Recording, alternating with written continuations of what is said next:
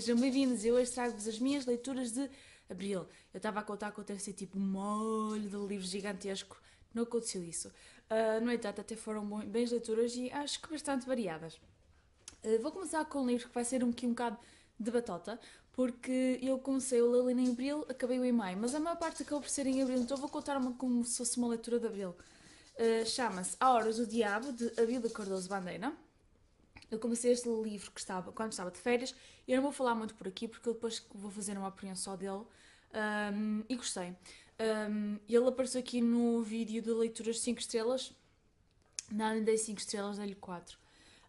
Mas foi muito engraçado porque é uma história que se passa numa aldeia em Portugal e então os personagens são lindíssimas, lindíssimas, são engraçadíssimas, está muito bem caracterizado.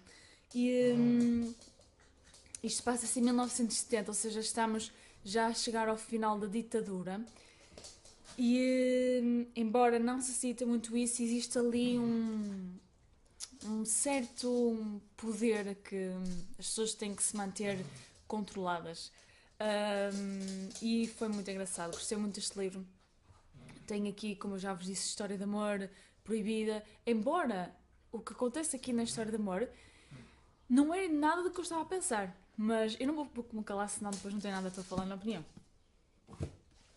Depois li Luís Sepúlveda, História de um Caracol que descobriu a importância da lentidão. É engraçado, o Luís Sepúlveda para mim é um contador de histórias nato. Este livro, eu acho que este livro ele escreveu para um dos netos, salvo erro, que tem aqui. Eu acho que tem aqui uma história qualquer no início a explicar porque é que ele escreveu esta história. Estava um neto, perguntou-lhe porque é que o caracol é tão lento. E foi assim que começou esta história. Isto é uma história de um caracol que vive numa colónia de caracóis que vive num prado. E de repente ele quer saber porque é que nem os caracóis têm nomes e porque são tão lentos. Só que os caracóis, como estão bem, ninguém quer estar a estragar o que está bem feito. E só ele é que decide então aventurar-se. Só que ao aventurar-se descobre algo que vai prejudicar toda a gente e tenta assim salvar o prado. Foi uma história muito engraçada. Eu comecei a lê-lo para o projeto das Marias Joões, do A Ler Vamos Chamar a Primavera, mas aconteceu que eu não li bem as regras. E então eu pensava que a letra no título podia ser em qualquer parte e não era, porque eu tinha aqui no hino e importância, mas tem que ser a primeira ou a segunda palavra. Portanto, isto já não deu, mas de qualquer forma foi uma boa leitura e eu gostei muito. Recomendo. Especialmente para crianças, recomendo vivamente. E já para falar que as ilustrações são lindíssimas. Vejam que lindo.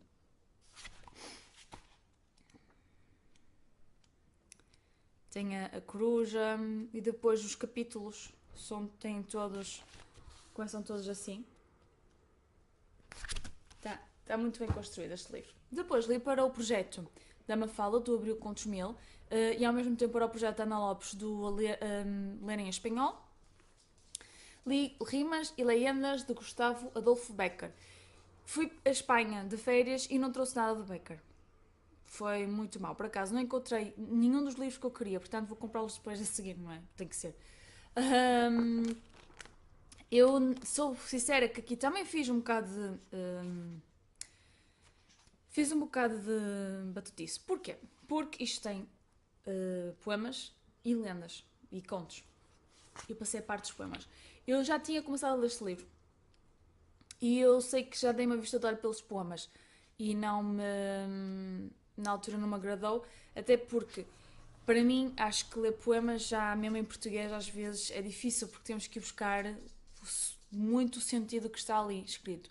Quando estamos a ler em espanhol às vezes ainda é mais difícil, ainda por mais isto é um espanhol de época, ou seja, tem aqui palavras que nem não é muito fácil de chegar lá. Embora este livro está muito bem construído, porque este livro, vou-vos mostrar, por exemplo aqui, eles têm explicações, mesmo para os espanhóis, das palavras que ele está a utilizar, mesmo às vezes tem informação do autor, como aqui explica este estilo do autor, e tem assim para as lendas. Mas eu preferi desta vez ir só para as lendas e gostei muito. Isto é uma espécie de Edgar Allan Poe espanhol, não tão dramático como o Poe, mas tem lendas muito bonitas. É engraçado que depois de ler aquele do Francisco Vaz Silva, das mulheres de outro mundo, conseguimos perceber muito do que está aqui. Por acaso é um bom exercício, se quiserem fazer. Primeiro leiam o do Francisco Vaz Silva, que já passou por aqui também, pelo canal. Foi para o último, acho que foi em novembro, para o não me lembro deste nome do projeto de novembro. Fogo, eu estou com uma branca gigantesca. Pronto, para o projeto também fala de contos de novembro e leiam este depois, porque vão ver que muitos elementos que aparecem lá explicados naquele livro vão aparecer aqui e vocês vão encontrar depois os sentidos. Por exemplo, aqui temos a mulher imaculada, a mulher de branco à noite. Depois temos muito aquele caso do amor proibido, em que o homem vai se sacrificar pelo amor. Temos vários elementos sobrenaturais aqui, que é normal. A minha favorita foi, por acaso, a última, acho eu. E depois eu esqueci. No final deste livro, que eu li esta parte também, temos a explicação de tudo. Uma espécie de guia de explicação, de análise, como se fosse para português, neste caso para espanhol, da obra do autor aqui neste livro. Está muito bom. E, por exemplo, aqui ele fala nas lendas, nas lendas, temas e sentido, ou seja, significado. Encontramos temas essenciais na obra literária bacariana: o amor, a mulher, a religião, o misterioso e o sobrenatural. E estão muito bem conseguidas. Mas eu estava a dizer-vos aqui, depois também temos a biografia do autor. Queria-vos mostrar qual é a último conto que eu li, que adorei, que foi em Toledo, ainda para mais, que se chama O Beijo. Tem um título logo assim tão simples e a história está engraçadíssima, porque, ainda para mais, eu gosto muito de Toledo.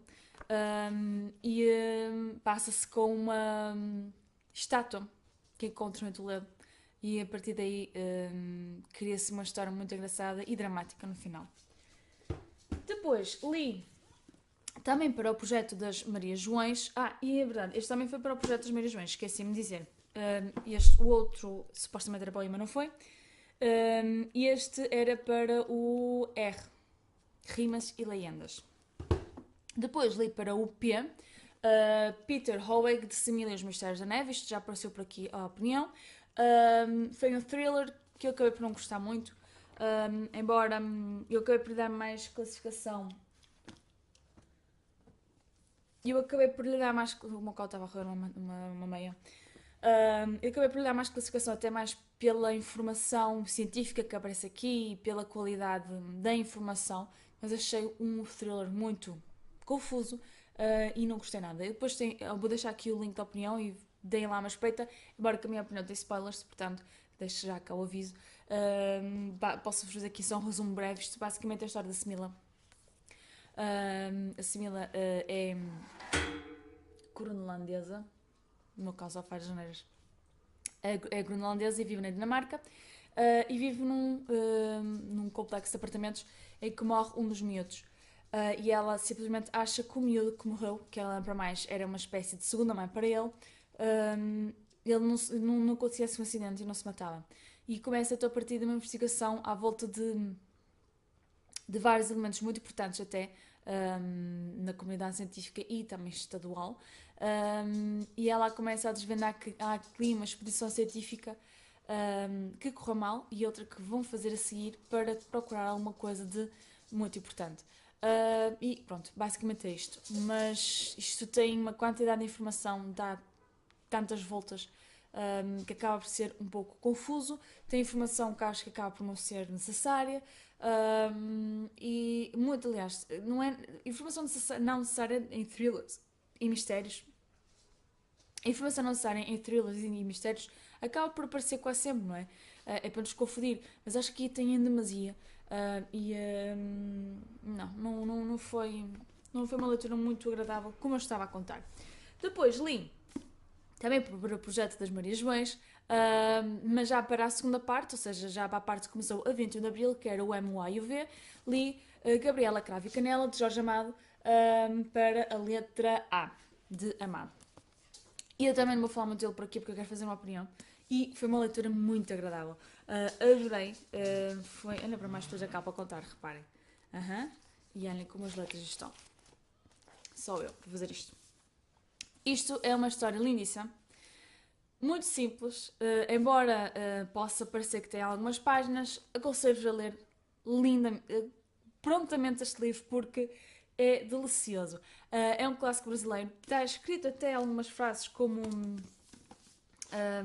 os brasileiros falariam.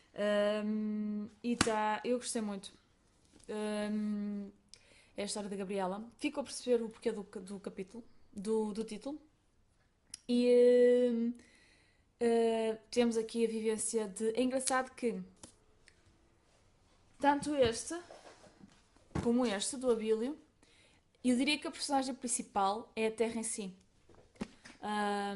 As personagens, porque não temos uma linha principal de história, ou seja, é a vivência das personagens que fazem parte daquela terra que preenchem a história, e é isso que torna a história muito bonita. E temos personagens tão reais, com defeitos e qualidades e com problemas, e a vivência do dia a dia deles todos ali cria uma história mesmo muito deliciosa, na minha opinião. E acabei por gostar mais deste Gabriela Cravo e Canela, não só porque é um clássico e porque tem personagens bestiais. Embora ali nós, neste do Abílio, são personagens portugueses e também estão muito bem construídas, tem personagens que nós claramente conseguimos ver no complexo de uma aldeia portuguesa, aqui conseguimos ver os personagens de um complexo de uma aldeia brasileira. Isto está muito bem conseguido. Depois li também Sandman, o livro número 2, Mestre dos Sonhos. Aliás, acabei de ler porque eu já estava a meio deste livro. Era para ler depois A Casa das Mecas, acabei por não ler. E gostei muito. Sandman é bestial. Neil Gaiman é bestial. Eu gosto muito também das linhas do desenho dele. Esta é a história de... Não sei se já conhecem a história de Sandman, devem conhecer, quase todos já vêm por aqui. Isto é a história de 6 ou 7 irmãos que fazem parte do nosso complexo emocional. Temos o sonho, que é o Sandman, o desejo, a morte e mais um montão deles, a luxúria, acho eu. O Sandman é o personagem principal que estamos a ver aqui. Tem uma intriga nesta família. Eu ainda não consegui bem ver qual é o plano geral da história, qual é a linha que vai levar, mas até agora tem sido uma leitura agradável. Depois, li para o projeto das Marias Joões o Valerian, o Império de Mil Planetas para o I. Depois também traz uma segunda história, que é o País Sem Estrela, que também já li. E eu gostei muito, porque isto é a primeira franco-belga, portanto tem uma linha de humor específica para histórias franco-belgas e a linha de desenho que eu gosto muito. Este tipo de desenhos, de linhas, agrada-me bastante. E isto é a história de dois... É engraçado que eu acho que eles no filme dizem dois espiões, mas eles não são dois espiões. Eles são dois agentes de reconhecimento, como se fosse, sei lá, o Star Trek, é a mesma coisa. Os humanos acabaram de, pronto, já temos algum tempo, mas ainda somos novos nestas andanças de interplanetárias e galácticas, e eles andam a fazer expedições para ir conhecer e ver o que é que está a acontecer nas outras colónias humanas e nos outros planetas.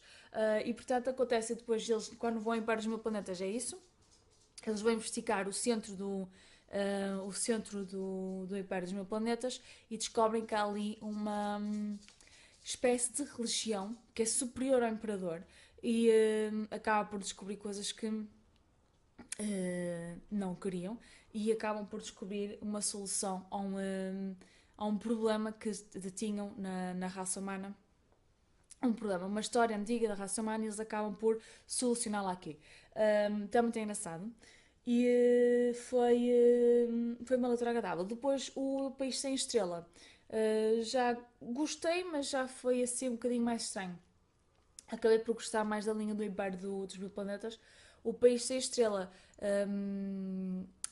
eles acabam por ir às colónias, uma série de colónias humanas que vão deixar de receber visitas, eles são as últimas pessoas que vão visitá-los, e descobrem que numa delas está a vir um cometa na direção deles. E esse cometa, ainda para mais, é estranho porque não tem núcleo, e eles vão investigá-lo. Descobrem que dentro desse cometa existe um mundo. E esse mundo está dividido entre dois impérios que combatem-se há imenso tempo. Aliás, tem três impérios. Um que serve os dois, e depois os dois impérios principais que lutam entre si, que é homens e mulheres, basicamente é isto. E é engraçado depois ver as diferenças dos dois impérios e ver como é que isto depois acaba. Gostei muito e aconselho porque lê-se muito rápido e é uma leitura agradável. É ficção científica, mas não é assim. Acho que não é nada de especial, nem nada de muito específico. É uma história normal. Pronto, tem, claro, temas e elementos muito básicos, não é? De ficção científica, até, por exemplo, pessoas a andarem em animais, em insetos, mais naves, não é? E explosões e termos de interestelares, mas é uma leitura muito agradável e fácil de conseguir. Fico aqui as minhas leituras de abril. Acho que foi muito variada, correu muito bem o mês. Consegui fazer a maior parte dos projetos, só não fiz do Stephen King, porque honestamente não me apetecia muito ler este mês. Quando me faltavam alguns dias para acabar abril, eu pensei, pronto, tenho que ler o Finders Keepers, mas acabei por me apetecer ler o Auras do Diabo. E preferi manter-me assim porque também detesto andar sempre a obrigar a fazer leituras. E pronto, correu bem, gostei muito. E digam nos comentários se já leram e até ao próximo vídeo. Tchau!